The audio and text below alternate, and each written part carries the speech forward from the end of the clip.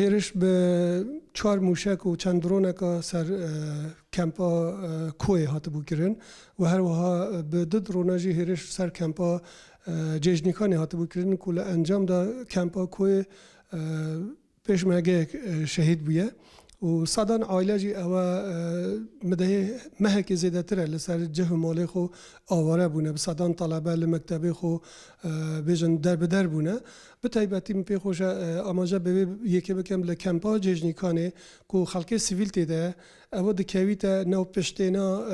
دو یا فروکخانه حولی هر وحجی دا مدزگه میری یعنی یه حکومت حریم کردستان و عراق ویرینه کو حوالگیریا وزارت پیشمرگه و پشتینگی نو مجمع کده کو خلقی باشوری کردستان ویرینه یعنی او هیرشا رژیم بو سر ویری حقیقتا مترسی که گوره بو سر بیجن سقم آسایش حریم کردستانی بابتا چول کرنی و دیگری تسهندی کنی بدیلی چه بید چه بدیلک نینه که حتانی یعنی صدان عائله دبا جهریوان هبید صدان طلبه دبا جهریوان هبید بو خواندنی مثلا اونینه که بارگاه پیشمرگه بید پیشمرگه لچیانه آوه که گروک حتی هیزا پیشمرگه جی لسر دا حکومت حریمی و کنی از پاکیه که یعنی گلک جها جیگورکه به جهه خو کریه یا مسافه گرتیه سوان جهه که رژیم ایرانی و که بهانه پیگرتن بو سر حکومت حریمی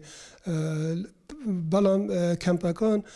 همون خلق سیویل تیده لجیجنیکان لگردرچال لدوربری کوی بصدان عائله تیده بوید چه بدیلک نینه او خلقه جی حمل یو اینه یعنی